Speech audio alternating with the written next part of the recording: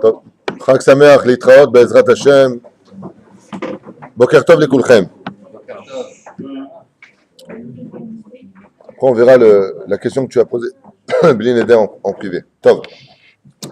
Un dernier paragraphe, Bezrat Hashem, une dernière page sur la Gada de Pessah avant de nous plonger ce soir dans cet événement unique qu'est Pessah où la Shrina Be'emet et non pas de façon symbolique descend dans toutes les demeures d'Israël. Question. Madoua Hashem lo natan maka ahad ve'otzianu memitzrayim bevat ahad. Alors cette question-là, par contre, est une question primordiale pour nous car elle est en fin de compte l'âme, je dirais, de toute la Gada de Pessah. Si Akadosh Baruch Hu aurait voulu que nous sortions d'Égypte tout simplement pour nous faire sortir d'Égypte, eh bien pourquoi n'a-t-il pas tout simplement paralysé pendant une semaine ou même 3 jours, comme on le voit dans Makat Rocher, dans la Makkah numéro 9, celle de l'obscurité, où les Égyptiens sont restés paralysés. Celui qui était debout restait debout, celui qui était assis restait assis, et ainsi de suite. Donc à partir du moment où cette personne devait sortir du pays d'Égypte, mais le peuple d'Israël doit sortir du pays d'Égypte comme un seul homme, cette personne qui est le peuple d'Israël, car la Géoula ne peut avoir lieu que quand on sera tous unis, s'aimant tous les uns les autres, comme on l'a maintes et maintes reprises expliqué. Eh bien pourquoi Dieu n'a-t-il pas donné un seul coup Enigmar à Sipour? Alors pour cela, il y a beaucoup de raisons à cela. La plus connue de toutes est dans la Haggadah de Pessah. Asher italalti b'mitzrayim lema'an tesaper ozen bincha ou ben bincha. Je veux que tu racontes comment je me suis joué, en d'autres termes, des Égyptiens, afin que tu le comptes et le racontes à tes enfants et à tes petits-enfants. Si Dieu avait donné qu'un seul coup, il n'y aurait rien à raconter. Bon, les Égyptiens nous ont laissé partir tout simplement, on n'aurait rien eu à dire. Ce qui fait que toute l'histoire des Makot et de la souffrance de millions de personnes qui ont trouvé la mort à la fin de ces 10 Makot n'ont existé que pour une seule chose, afin que nous, enfants d'Israël, puissions parler de la grandeur de Dieu qui nous a libérés d'un pays duquel, de façon naturelle, il est impossible pour nous de quitter le pays d'Égypte. Donc, première réponse fracassante à nos oreilles, tu voudrais dire que tout ça c'était un jeu, c'est marqué noir sur blanc, Asher it alalti Rachidi, je me suis joué d'eux. J'ai joué. Ça veut dire que pour les enfants d'Israël, afin qu'on puisse parler de Dieu, Akadosh Baruch Hu n'a pas fait qu'un seul coup, mais il a donné plus de coups. Deuxième explication, parce qu'il fallait qu'en contrepartie des 10 commandements, il y ait 10 miracles qui soient faits pour ne pas que les enfants d'Israël disent, bon, enfin bon, nous n'avons rien demandé. Regardez ce que j'ai fait. Makaddam, Anochi Hashem Elokecha. Makam Tsefardecha, tu n'auras pas d'autre Dieu. Et ainsi de suite. Face aux 10 commandements que nous devrons recevoir, Dieu nous a payé notre dû en nous libérant d'Égypte par les 10 plaies. C'est pour ça qu'on avait déjà fait le calcul, vous vous rappelez? Combien avons-nous de mitzvot, Pesach HaKol dans la Torah? 613. Combien il y a eu des coups en Égypte? Ils sont réunis toutes les marlokot, tous les conflits de toutes les déotes? 613. 613 face à 613. 10 commandements face à 10 commandements. Troisième explication, afin qu'il n'y ait pas de pitron paix chez les Umot Haolam. Parce que vous savez qu'en Égypte étaient réunis les 4 galouyotes. Toutes les nations du monde étaient réunies dans le pays égyptien. Pourquoi? Parce que si on avait été méritant, qu'on n'avait pas fait la faute du veau d'or, nous n'aurions pas eu à faire les 4 galouyotes qui suivront, c'est-à-dire la Babylonie, la Perse, la Grèce et Édom, Rome. On n'aurait pas eu à les faire. Donc Dieu les avait réunis là-bas. Mais la faute du veau d'or a réavivé malheureusement le tikkun, la réparation. Donc, qu'est-ce qui se passe maintenant pour nous? Quand on est parti là-bas et qu'on est sorti du pays d'Égypte, si Dieu avait donné qu'un seul coup, d'accord, en Égypte, Aya Pitron Pe, les Umot Haolam, les nations du monde auraient eu.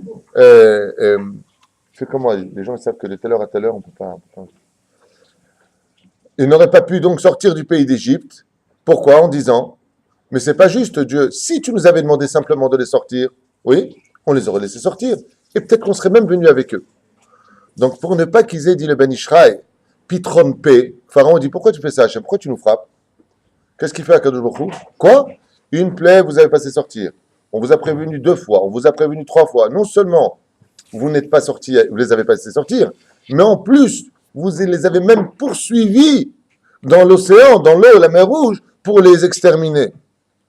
Zotomeret qu'Akadosh Baruch Hu, une des raisons, nous dit le Ben Ben Ishraï, pour lesquelles il y a eu 10 plaies, pas qu'une seule plaie, Chaz Shalom, c'était pour que les nations du monde n'aient pas à dire, Ribono Shel Olam, tu sais, tu l'aurais demandé gentiment, tout se serait bien passé, et on serait même venu avec eux, à la limite, au Har Sinaï, recevoir la Torah.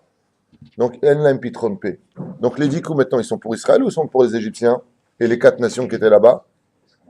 Ils sont pour les nations. C'est de suivre. Ils sont donc pour les nations. Les 10 coups se sont adressés aux nations. D'un côté, pour eux, de l'autre côté, pour nous. Autre explication.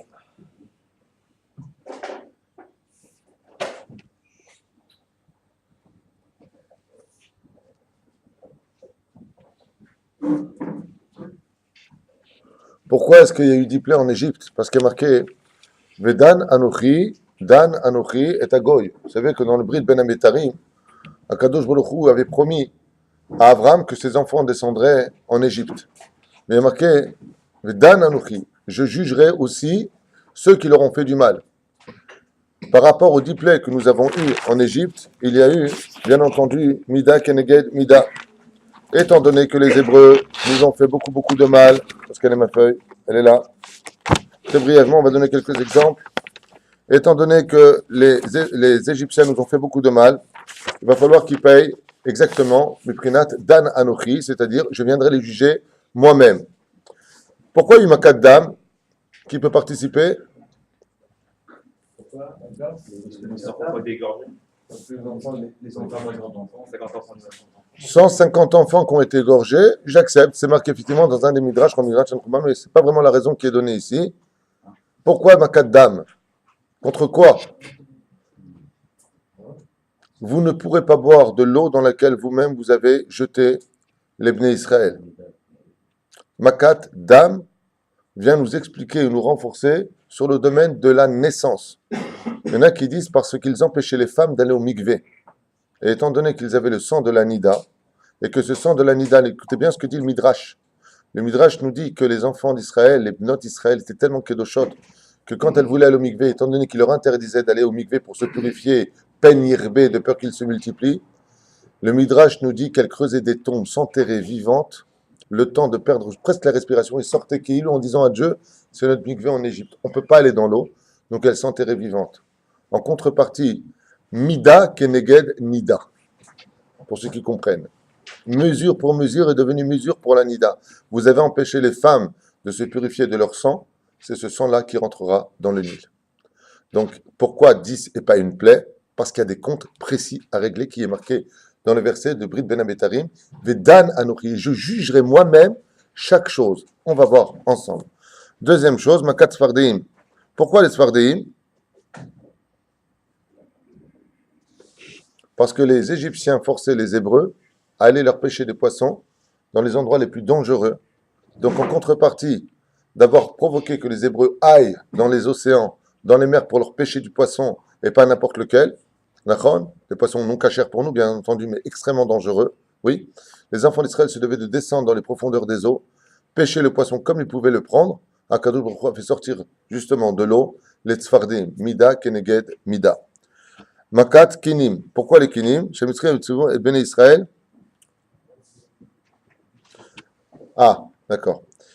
Chaque Béné Israël est marqué ici dans le Midrash, chaque Béné Israël, enfant d'Israël, dès qu'il avait fini son labeur sur le terrain, vous savez, sur le chantier, se devait ensuite d'aller dans les maisons des Égyptiens pour frotter sans fin, jusqu'à ce que le sang sorte de leurs mains, les meubles et le sol des Égyptiens, qui est extrêmement sale. Imaginez quelqu'un fait le ménage, il vient avec un cigare, il fait comme ça avec sa main, style, je vais tomber par terre. Et les Hébreux qui avaient les mains écorchées, les mains qui étaient blessées, avec tout cela jusqu'à des heures impossibles, devaient continuer à faire le ménage chez eux. Contre le fait qu'ils faisaient le ménage, se grattaient les mains, jusqu'à en perdre leur peau, Dieu a envoyé les kinim, matkat kinim, qui n'arrêtaient pas de se gratter, d'essayer de se nettoyer, de retirer la saleté, car les kinim viennent de la saleté, vous savez, les poux viennent de la saleté, en contrepartie. Donc, si avec une seule maca, il n'aurait pas pu régler ce problème. Vedan Anochi, je viens les juger. Makat Arov, parce que les Hébreux étaient obligés d'aller dans les forêts pour capturer et amuser les Égyptiens, des animaux extrêmement dangereux et mettaient leur vie constamment en danger. On avait vu à maintes et maintes reprises des Hébreux se faire dévorer par des ours, par des lions, par des panthères, toutes sortes d'animaux Et par exemple, un Égyptien qui voyait un aspic, qui est un serpent extrêmement dangereux, il disait à l'hébreu, ramène-le-moi, mets-le-moi dans la boîte. Et si tu le fais pas, je tue ta femme et tes enfants. Qu'est-ce qu'il faisait l'hébreu, le pauvre? Il allait prendre ce serpent, bien entendu, il se faisait mordre à maintes reprises, il le mettait dans la boîte et il mourait. Amar Akadosh Baruch Hu, puisque vous avez envoyé mes enfants dans les forêts pour chercher des animaux dangereux, je vous ramènerai mesure pour mesure ces mêmes animaux dans vos demeures. Donc, si avec une seule maca, une fois de plus, ça n'aurait pas tout réglé. Mesure pour mesure. Vedana, c'est la suite du verset. Makat Dever. Mipnei Shebnei Israël Ne'eletzu Latzet Im Behemot. Amitzrim. Tsona Vebakara Vechule Vechule. Pourquoi tout cela? Parce que comme il n'y avait pas d'eau, vous savez qu'en Égypte, il n'y a pas d'eau en général qui tombe, l'eau vient du Nil. Donc pour faire paître les animaux, comment ça s'appelle, les tsonotes, comment ça s'appelle, les vaches et tout ça, les bovins des Égyptiens, les Hébreux étaient obligés d'aller dans des contrées très lointaines pour trouver de l'herbe. Donc en contrepartie, à Kadoufou Shalachem, le dévers. On continue. Makat Shehin, Mipnei Shitzivu et Bnei Israël, il hot et Goufam. Maintenant le Shehin. Le Shehin, c'est la peste. D'accord? Shehin, pourquoi tout cela? Parce que pour humilier, qu'est-ce qu'ils faisaient les Égyptiens? Quand ils prenaient leur bain, ils disaient aux femmes mariées, venez nous laver. Aux hommes, allez laver les femmes. Et ainsi de suite. Ils humiliaient les enfants d'Israël en train de les laver les endroits les plus sales du corps humain. Comme Vashti faisait travailler les filles d'Israël nues pendant Shabbat, ainsi elle est venue. Et elle a été invitée nue pendant Shabbat par le roi Hashvérosh. Et Dieu lui a envoyé exactement la peste. Elle était pestiférée au front, devant, derrière, que je vous ai fait conduire une corne devant et une queue derrière. Comme au BMA, tu te conduis comme un animal, tu ressembleras à un animal qui aura le shrin. Pareil, Bezrat Hashem. Makat Barad, mipnei shitzivu et Bnei Israël, la harosh velizroa. La Makat Barad est venue donc exterminer essentiellement la tvoua, c'est-à-dire tout ce qui est le blé, comment ça s'appelle la tvoua? Les récoltes, les céréales. Pourquoi? Parce que quand tu viens pour ramasser en général les céréales, quand est-ce que tu viens dans un pays aussi chaud que l'Égypte? Oui? Ou le matin, ou le soir. Qu'est-ce que faisaient les Égyptiens? Au moment le plus crucial, au zénith le plus chaud, ils envoyaient les enfants d'Israël travailler sans chapeau, sans rien, et les enfants d'Israël mouraient asséchés, assoiffés, pour récolter le blé des Égyptiens. Amar lem akadosh baruch hu ze keneged makat barad. Vous recevrez des cieux des coups qui extermineront toute vos récoltes. Makat arbe, mipnei shitzivu et bnei Israël, lintoa keramim ve'leinot ve'ilanot zicha lizroa hitim ve'katniot. Donc pourquoi maintenant makat arbe? Une fois de plus, ça vient parler des récoltes. Il les envoyait planter dans des endroits très compliqués, toutes sortes d'arbres, toutes sortes de vignes, et ainsi de suite, sous le soleil, et ils les ont maltraités dans ce domaine contre Makat Arbe. Makat Rocher, mipnei shamitzrim kansu et beyad betor tzinok chashuk beyoter veinu otam. Pourquoi Makat Rocher? Parce que les Égyptiens, écoutez bien ce que raconte le Midrash. Parce que les Égyptiens, pour se jouer et rigoler des Hébreux, les enfermaient dans des caisses hermétiques et noires. Et vous avez une caisse comme ça, ils disaient à l'Hébreu, viens ici toi, viens rentre dedans. Une fois qu'il rentrait dedans, ils l'enfermaient vivant. Et le laissaient dans le rocher pendant des jours, à l'intérieur, dans un KGB. Ils le mettaient à l'intérieur. Et l'Hébreu qui était à l'intérieur passait son temps à pleurer, à taper, s'il vous plaît, laissez-moi sortir, je fais ce que vous voudrez. S'il vous plaît, laissez-moi sortir. Amar lahem akadosh baruch hu. Maintenant, tu comprendras maintenant comment il volait aux toilettes, le pauvre. Comment il buvait, comment il mangeait. Il ne pouvait pas bouger, il ne pouvait pas boire. Combien de temps ça durait en général? De 2 à 3 jours. C'est pour ça que Mida Kenege Mida le Batla, celui qui était debout, tu ne pouvais pas aller aux toilettes, tu ne peux pas manger, tu ne peux rien faire. Tout comme vous avez laissé mes enfants dans un monde d'obscurité absolue, dans des caisses pendant des jours, de la même façon, vous, les Égyptiens, vous le paierez, mesure pour mesure. Il n'y a aucune injustice chez Akadosh Baruch Hu. Regardez de quoi est-ce que l'on parle. Makat Bechorot, je n'ai pas besoin de vous le dire.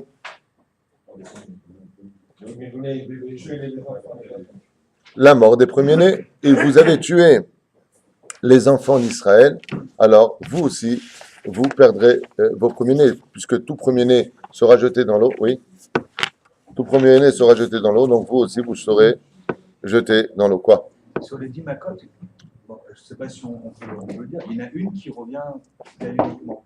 la Maccade, enfin, est-ce qu'on peut la comparer à celle d'aujourd'hui? Des sauterelles, parce que même dernièrement, 15 jours avant ça, il y a eu un essaim de sauterelles qui a détruit. Un tchouva. Je n'ai pas de réponse à te donner. Il y en a une qui revient tout le temps. Lama avec Etzad, Anilo Yodea. Pourquoi la maca des sauterelles revient? Ce que je sais, c'est qu'il y a plein de gens qui se sont régalés parce que, à ce qui paraît, elles étaient cachères. Quoi? Tout ce que tu viens de dire, là, par contre, c'est catastrophique. Quand on dit que les Israéliens voulaient retourner en Égypte un peu dans le désert, c'est une catastrophe, c'est quelque chose. Il n'y a pas un plus grand esclavage au monde que de vivre sans Torah. Quand tu n'es pas dans le monde de la Torah, tu deviens dépendant et esclave de tes pulsions et de tes passions. Un homme qui vit sans Torah, il va aller au bout du monde pour aller chercher un paquet de cigarettes, va payer une fortune qu'il a travaillé pendant des heures pour payer un restaurant. Il est assujetti à un Yetzerara en lui qui est énorme. La Torah vient te libérer de cela. Si tu n'es pas capable d'accepter le challenge de la Torah qui vient, qu'on appelle Benechorim, te libérer de tes pulsions, de tes nerfs, de ton Yetzerara, pour adhérer à la Torah qui elle-même est une ligne de conduite précise qui te dit comment te lever le matin, comment mettre tes chaussures, comment t'habiller, comment partir de la maison, comment mettre tes tulines, comment parler, quoi dire, pas de quoi dire. Alors c'est un choix. Mais le Yetzerara, la différence qu'il a, c'est qu'il offre toujours le salaire sur place, tandis que le Yetzeratov, il offre le salaire après la mort. Donc les bénis Israël ont manqué d'Emouna, et c'est la dernière explication avec laquelle je finis ce volet-là à propos de pourquoi pas une Maca à la place de 10. Eh bien, tout simplement parce qu'il fallait faire monter, graduer la Emouna des enfants d'Israël qui avaient été perdus par les Égyptiens. Et c'est l'explication principale, quelque part. C'est que les enfants d'Israël est arrivés à un tel degré, un tel niveau de désespoir que la Emouna avait complètement disparu. Quand ils ont vu Makadam, on voit qu'ils ne sont pas encore convaincus. C'est par Dea, Kenim, Arab, Verroulé, et jusqu'à la dernière paix, ils ne sont pas encore convaincus. Je vous rappelle que seulement après être passé de l'autre côté, quand on arrive devant la mer Rouge, alors on dit Vaya Minou Bash Moshe Avdo. Seulement ils ont commencé à avoir la Emouna en Moshe et en Akadosh Baruch Hu. C'est qu'en réalité, il fallait, tu sais, comme tu vas réaviver une dynamo, tu vas commencer à faire tourner la manivelle. De la même façon, la lumière va jaillir. Il fallait non pas une seule Maca, parce que sinon, Chas Shalom, les Hébreux auraient été les premiers à dire dis donc, on a eu de la chance, on peut peut-être partir. Mais tu veux que je te dise le pire? Ils ne seraient pas partis en une seule Maca. C'est marqué Vaïzakou. Ils ont demandé à Kadosh Baruch Hu. Pourquoi quand ils reçoivent à Kadosh Baruch Hu, ils ne croient plus? Excellente question. Pourquoi est-ce qu'ils crient Dieu? D'accord? La réponse, elle est encore plus terrible que ta question. Les Juifs, ils disent pas Vaïzakou pour la tête Mimitzraim. Ils crient pas pour sortir d'Égypte et aller en Israël, pas du tout. Non. Ils crient pour qu'ils vivent en Égypte, mais qu'ils arrêtent de recevoir des coups. Ils veulent que l'esclavage se finisse. C'est pour ça que 80%, quand Dieu leur dit maintenant, venez les mecs, on se casse, qu'est-ce qu'ils disent? Ah non, on est très bien ici. Et la preuve en est, quand on est dans le désert et qu'on reçoit la manne, qu'est-ce qu'on dit à ce moment-là? Oui? Tu me fais peur là, hein. Je sais pas ce que tu fais, mais tu me fais peur. Bon, on ne regarde pas, s'il vous plaît.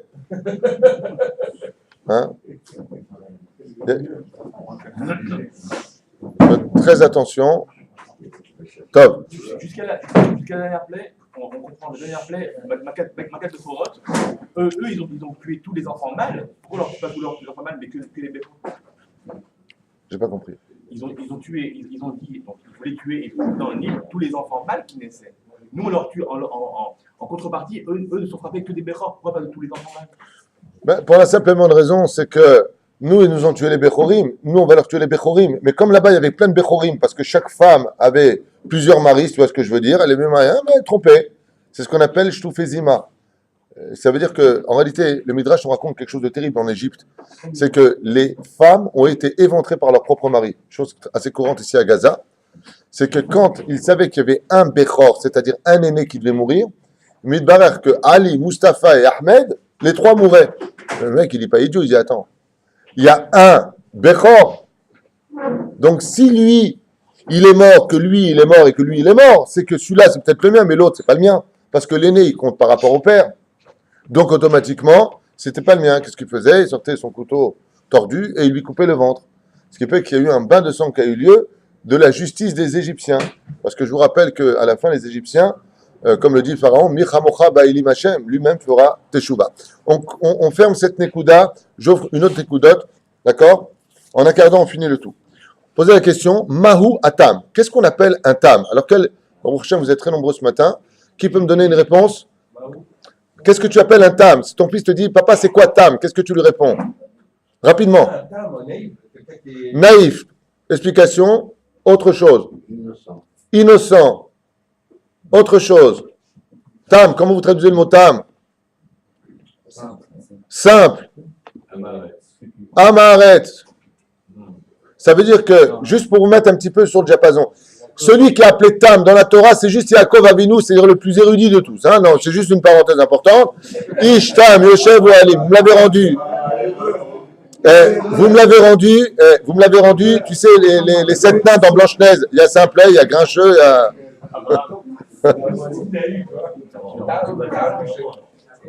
Celui qui est appelé Tam dans la Torah, c'est Yaakov Avinu. Noaz, allô? Non? Le terme, c'est pas le terme qu'on parle. C'est pas le même terme. Alors écoute ce que dit Maran Ben Ishraï. Tu veux entendre? Ouvre bien tes oreilles. Le bitaron. Top. Omer, Maran Ben Ishraï, Maou Atam. Si tu viens définir avec sérieux ce que l'on appelle le tam, qui se traduit effectivement dans certains livres comme étant le simple, oui? Comme on dit en hébreu, parce qu'en hébreu, il y a 2 façons d'appeler tam.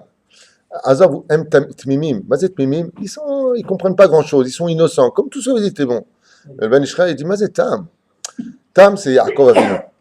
Et un vrai tam dans la Torah, c'est un poste extrêmement, extrêmement important. C'est pour ça que le rachat est entre le chacham et le tam. Qu'est-ce que vient enseigner le tam? Et qu'est-ce que vient enseigner le chacham au rachat? Les deux viennent enseigner quelque chose d'essentiel. L'un, lui agacer ses dents, qu'on va définir exactement ce que cela veut dire selon d'autres déotes, parce qu'on en a déjà parlé. Le tam, c'est celui qui comprendra qu'il lui manque toujours quelque chose. Et là, bien entendu, vous allez me poser la question, temps mort, et qu'est-ce qui manquait à Yaakov Avinu pour qu'on l'ait appelé Ishtam? Une chose que l'on ne reverra plus jamais après. Lequel? Omer Maran Ben Ishraï. Mashaya Haser le Yaakov Avinu, c'est le nom de Israël. Et c'est pour ça qu'il est sorti de ses tentes, il est sorti de son étude, pour aller chercher à l'extérieur quelque chose qui lui manquait. Celui qu'on appelle Tam, Zemish et Margish et Tamit Haser Lomashu. C'est la différence avec le rachat. Le rachat, il croit toujours que lui, il est parfait. Lui, il est complet. Lui, il sait tout. Lui, il est au-dessus de tout. Le Tam, c'est celui qui connaît la Torah. Seulement, il est prêt à écouter quelque chose qu'il ne savait pas. C'est pour cela qu'en dessous de lui, il y a celui qui ne s'est pas du tout posé de questions. Vous comprenez la différence? Donc, qu'est-ce qu'on appelle le Tam? Celui qui accepte de comprendre qu'il lui manque encore quelque chose. Et c'est pour ça qu'une fois qu'il y a marqué Ishtam Yoshev Alim, on vient lui dire à Yaakov, qu'est-ce que tu veux? Lo Ikari Tashimchai Yaakov et la Israël. Ton nom maintenant ne sera plus Yaakov, c'est Israël. Alors Yaakov, il se complète. Le Tam, selon une des explications citées par le Ben Ishraï, c'est tout simplement celui qui est Margish ou lo Shalem. Je ne suis pas encore complet. Je ne suis pas arrivé au summum de ce que je dois arriver. Je suis prêt à écouter l'autre. Lama, Kol HaMitzvot Shel Pesach Kshurim La Laila. Une question? Oui.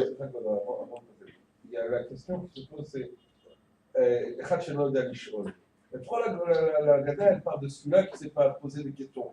Celui-là qui ne s'est pas posé de questions, il n'a même pas posé une. Là, c'est une question.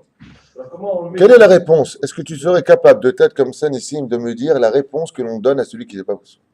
Il ne pose pas de question, alors il n'y a pas de réponse. Non, c'est On lui amène les éléments pour pouvoir le questionner. Ah, Petahlo. Alors lui, tu lui ouvriras sa bouche. Ba'avour ze. Pourquoi pour lui on dit et c'est pour ça? Alors sache une chose. Dans la Haggadah de Pessah, pour la première fois de ta vie, Nissim Ayakar, tu vas comprendre que toute la Haggadah de Pessah n'a lieu que pour lui et personne d'autre. La Haggadah de Pessah ne tient que pour celui qui ne s'est pas posé de questions. At petahlo, ba'avour ze. Et lui, on va lui donner toute la Haggadah de Pessah. Parce que lui, il est à table, il ne s'est pas posé de questions. Et la Haggadah était faite pour la guide-lo, les Mishelo Yoda Lish'ol. C'est justement le principal des 4. C'est celui qui ne s'est pas posé de questions. Comme tu dis souvent, toi qui as dit, non, c'est Hacher, il avait dit, Acharon, Acharon, Chaviv. Oui, le dernier, c'est toujours le meilleur. Le dernier, c'est le plus important. C'est pour ça que l'éducation d'un enfant, on va poser de questions en général. Tu sais pourquoi il y a marqué comme ça? Ah non, je ne sais pas. At petahlo. C'est à toi d'ouvrir la bouche. Donc lui, sache une chose. Des 4, c'est le mispar echad sur les 4 personnages. D'accord? Ba'avour zé. Prenez une réponse aussi banale, aussi générale. Zé, c'est toute la Haggadah. Zé, c'est les 12 stations, comme on l'avait expliqué la dernière fois, du Seder de Pessah. Alors, on quitte cette question et on rentre dans une autre question. Pourquoi on nous parle des mitzvot qui ont lieu uniquement la nuit, puisque toutes les mitzvot de Pessah se passent la nuit? Réponse. La Ezaou Simliut Shel Galut, car la nuit représente la Galut Amar, c'est-à-dire le monde de l'obscurité, le monde où on attend et on ne tient que par rapport à quoi? À la Emouna. Afin que la Emouna marzika otanu, afin que notre Emouna, nous, comme le dit le Rambam, tu attends le Mashiach tout le temps, mais on vit dans un monde d'obscurité. Et pour l'instant, des fois, on a envie de dire à Dieu dans nos problèmes, Rabbi Hashem, je t'en supplie, vas-y, dévoile-toi, parce qu'on en a ras-le-bol, quoi, c'est bon. Comme il a marqué, En ben David ba'ach, be'isiach da'at. Quand est-ce que viendra le Melech HaMashiach? Quand on ne l'attendra plus. Comme ça dit Maran Avishraï, au nom de la Gemara dans Sanhedrin. Donc on voit que le monde de l'obscurité ne vit que par rapport à la Emouna. C'est pour ça que dans Arvit, on dit Emet ve Emouna. Et le matin, quand vient le jour, on dit Emet ve Yativ. On n'a plus besoin d'Emouna, c'est devant nous. Donc on est déjà persuadé. Et Pessah, c'est le Hag. Écoute bien la réponse. Le Ben Ishraï dit et Pessah, c'est la fête où toutes les Emounot dans le cœur des Juifs se renouvellent. Donc, comme on vient renouveler la Emouna, ça ne peut pas se passer le jour, seulement la nuit. Tu as compris? C'est pour ça, c'est une des raisons, on avance, mais c'est une des raisons citées par les Chachamim. La nuit, c'est un nouvel jour pour le juif. C'est le renouvellement de la Emouna. La nuit correspondant à un monde obscur où seule la Emouna peut te permettre de trouver de la lumière dans le monde sans réponse, en disant mais pourquoi ça tarde, et pourquoi on en est là, et pourquoi. Celui qui a de la Emouna n'a pas besoin de réponse. Et celui qui l'a pas, bien entendu, aucune réponse ne lui satisfera. Donc, automatiquement, on a besoin de Emouna. Et l'Emouna n'existe que quand la logique n'a plus sa place. Tant que 2 et 2 feront 4, il n'y a pas besoin d'Emouna. Mais si je te dis que 2 et 2, ça fait 5, que ta main droite, c'est ta gauche, et que ta gauche, c'est ta droite, là, il faut de la Emouna pour y croire. Ça part du monde de la nuit. Akadosh redescend le soir du Seder de Pessah et renouvelle la Emouna dans le cœur de chaque juif. C'est pour ça que ça ne peut pas se passer le jour, mais uniquement la nuit. On avance. Encore, allez, 5 questions, j'y réponds. Je vous donne la parole, sinon, je vous souhaite, Bezrat Hashem, d'aller brûler le Khametz, mais n'oubliez pas de brûler aussi le Khametz qui est dans notre cœur, qui est le plus important. Les disques Chol, bien entendu, vous les mettez dans le feu. Les films dans le feu, la télévision, vous la mettez dans le feu. Tout le Khametz, tout ce qui peut empêcher un homme de servir son créateur, s'appelle du Khametz. C'est pas que les 5 céréales, n'oubliez pas. Il y en a qui vont éteindre l'appareil, la vidéo, en disant, ouh, celui-là, il est... D'accord? Top. Lama Katou, Aket Shenav. Alors, explication rapide. Shlomo, je pense que tu vas aimer cette réponse. Je ne sais pas pourquoi, je te la dédie. Shlomo, oui. Il y a plusieurs Shlomo aujourd'hui.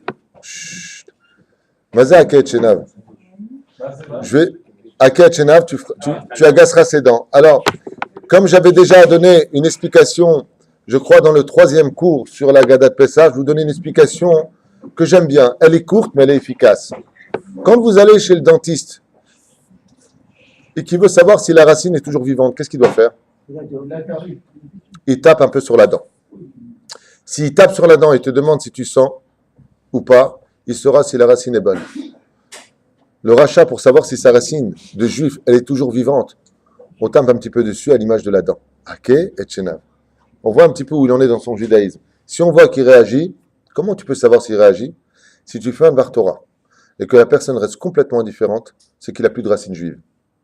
Mais si ça le met un petit peu en révolte, mais pas du tout, mais moi j'ai pas eu peur, et commence à se défendre, c'est que la racine elle est vivante. Pourquoi? La vérité dérange toujours. C'est qu'il est encore vivant. À Kehatchenav, le Ben Ishra il dit, tape un peu sur la dent. Si c'est aïe, ça fait mal, c'est bon signe. Bien entendu, viens pas le taper en disant fais voir tes dents, tu tapes à table. Il va te finir lui en coup de poing, il va voir si t'as. Hein? Non.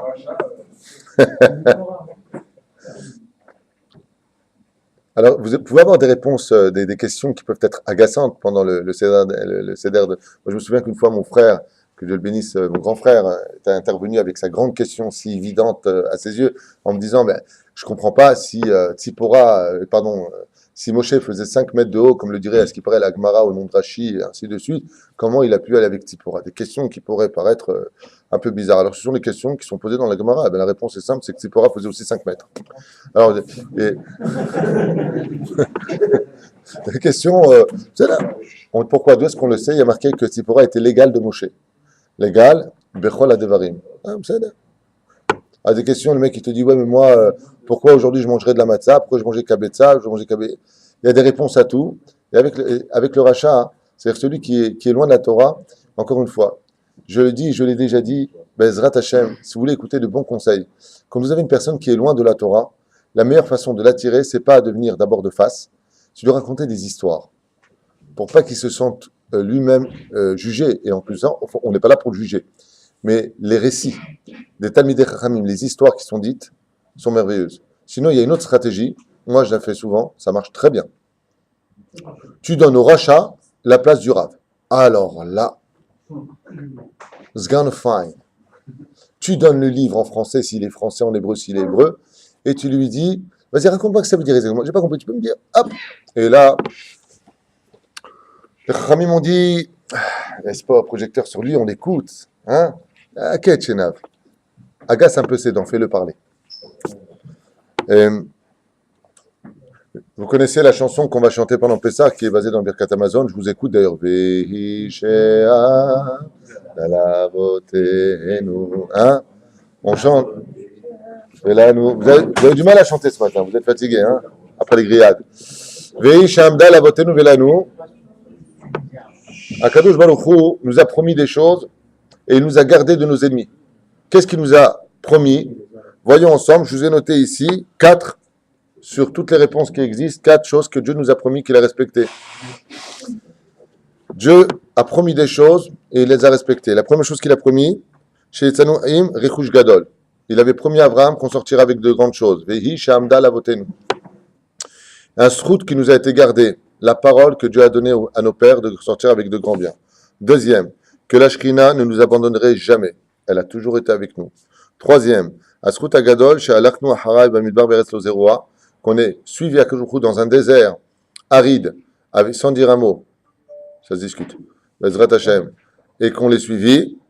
Quatrième chose, Hashem Shamar Alenu, Meumot Haolam, c'est que selon toute logique, on n'avait aucun espoir, aucune chance d'exister après la haine des nations du monde, et malgré tout le peuple d'Israël, et jusqu'à ce jour, c'est toujours Baruch Hashem, tenu vivant en traversant les épées, les pogroms, les fours crématoires, tout ce que nous avons subi. D'où ce que nous chantons encore aujourd'hui, ce soir, Vehi She'amda Lavotenu Velanu. Regardez combien Kadosh Baruch Hu, Bezrat Hashem, nous maintient en vie. Sur le mot Vehi, le mot Hi, il y a beaucoup à dire, mais on avance parce que je vous avais promis d'être plus court aujourd'hui. Tse ulmad ma bikesh lavan arami. Les Chachamim nous disent, quand il y a le mot tse, ça veut dire quoi tse en hébreu? Sors. D'accord? Mais d'où tu sors? Tse ulmad. Sors et va apprendre. Première explication que je vous note ici. Si tu veux comprendre la Haggadah de Pessah, si tu veux comprendre le monde de la Torah, c'est du monde de la matérialité. Sors du métro, boulot, dodo de ta vie. Sors de ton esclavage. C'est, et après, ulmad. Mais si tu restes dans ta façon d'être, si tu n'as pas compris que tu dois toi aussi te renouveler dans ta vie, tu ne pourras jamais comprendre comment réussir ton avenir. C'est d'abord ulmad. Change, sois plus patient. Essaie de mieux écouter, essaie de mieux comprendre, essaie de mieux assimiler, essaie de mieux avancer. C'est d'abord ulmad. Qu'est-ce qu'il doit apprendre? Mabikesh Lavan à Harami. Misez Lavan, le Ramaï. On l'avait expliqué déjà dans le sur, donc on avance, qu'il a essayé de déraciner le nom de Dieu en donnant Rachel, puis comme Léa, et ainsi de suite, elle, puis comme Rachel. On avait expliqué qu'il a essayé de tuer Eliezer, qui était celui qui a fait Chidour, et ainsi de suite.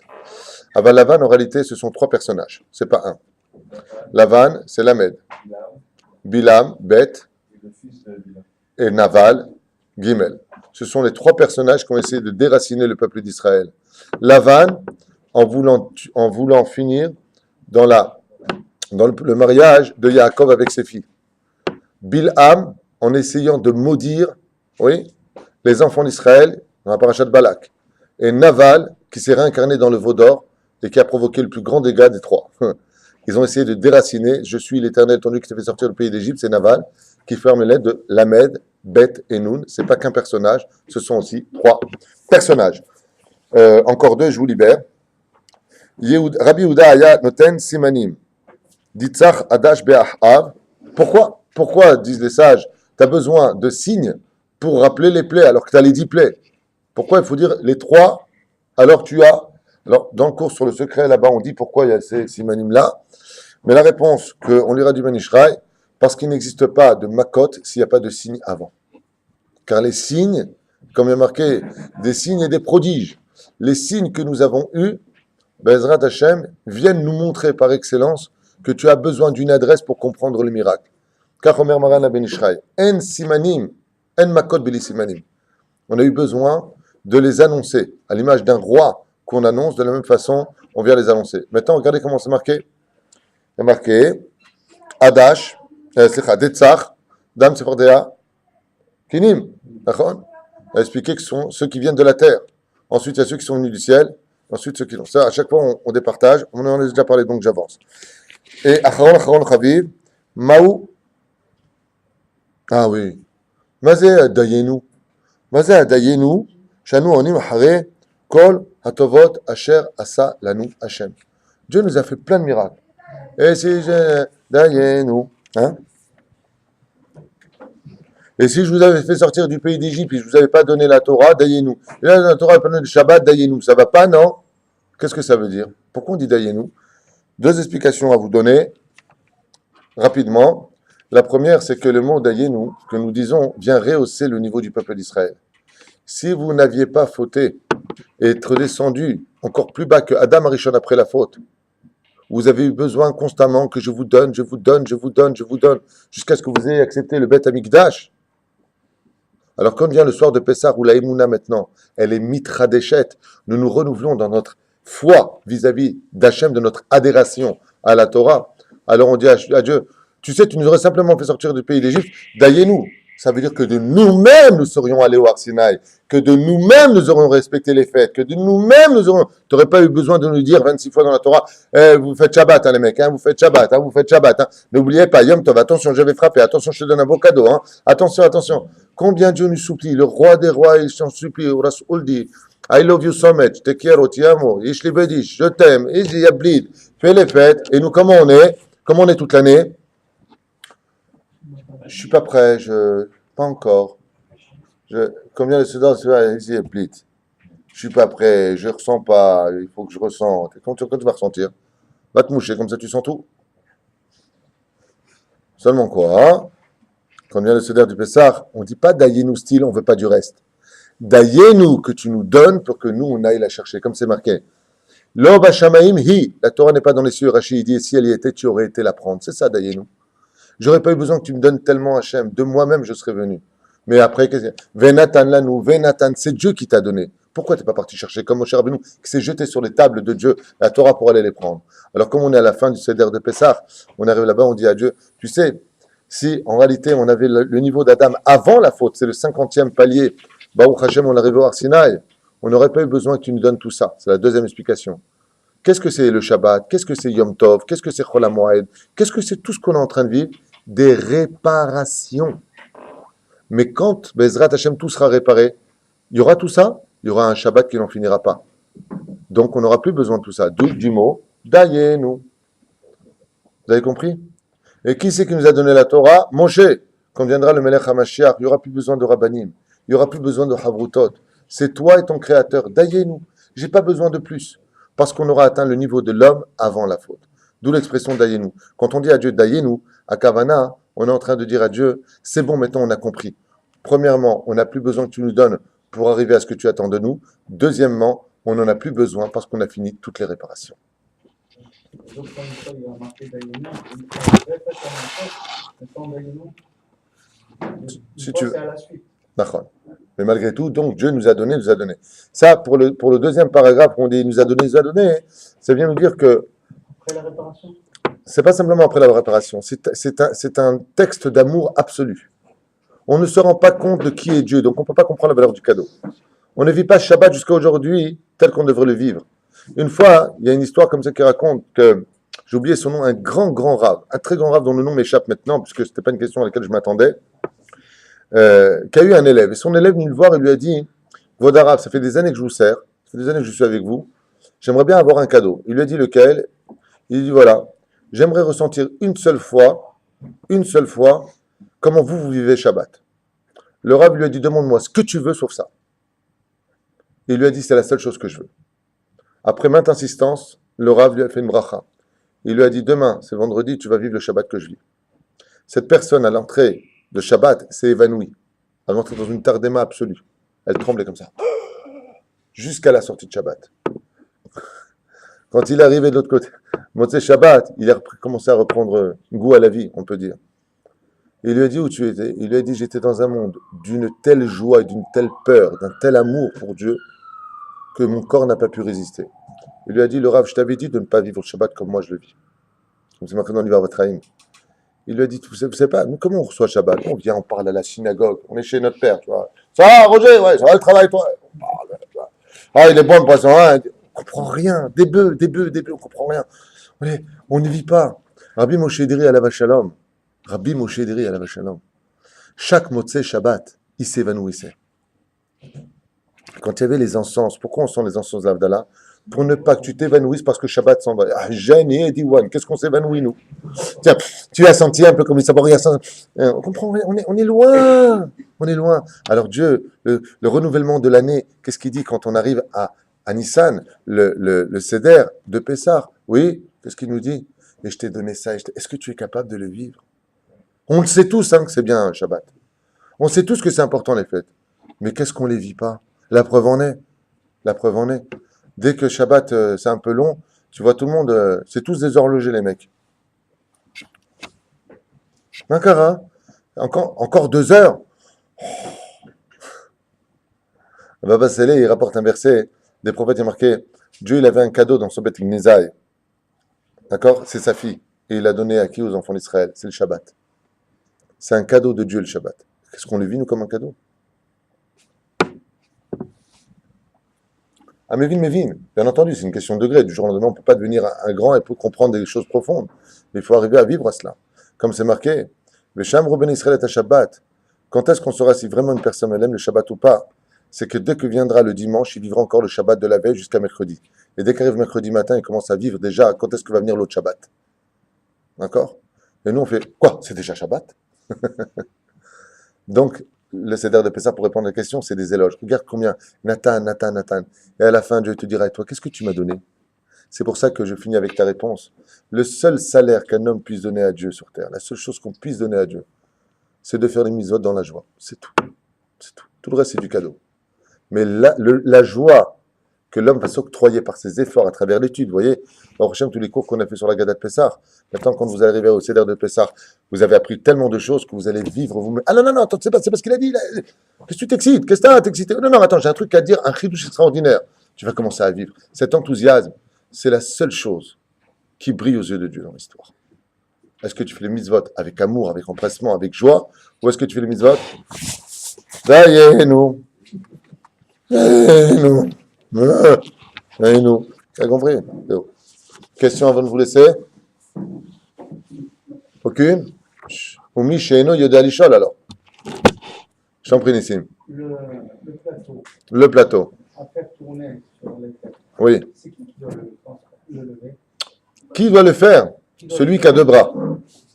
Qui doit tourner le plateau? Celui qui a 2 bras. Si on n'en a pas, il va être mal. Il n'y a pas un ordre. Non, en général, comme nous sommes portés par le mérite des femmes, la tradition chez les Tunisiens, je ne sais pas comment ça se passe chez les Marocains, les Algériens, c'est les femmes aussi chez vous, c'est les femmes, et en général qui, comme les Égyptiens voulaient séparer les couples, ce sont souvent les jeunes filles non mariées qui tournent au-dessus des têtes, à l'image de Dieu qui est passé au-dessus des maisons le soir du Seder, d'accord, qui le font. En général, c'est aussi la maîtresse de maison, mais on laisse en général ce tafkid aux femmes de placer avec le plateau au-dessus de nos têtes, parce que par leur mérite à elles, Dieu est passé au-dessus de nos têtes, donc ce sont les femmes qui resymbolisent Bezrat Hashem, et pas simplement symbolisent. Combien nous devons dire merci à nos épouses, merci aux femmes d'Israël, parce que Baruch Hashem, on leur doit absolument tout. Shelachem, Shabbat Shalom, Chag Sameach, Bezrat Hashem.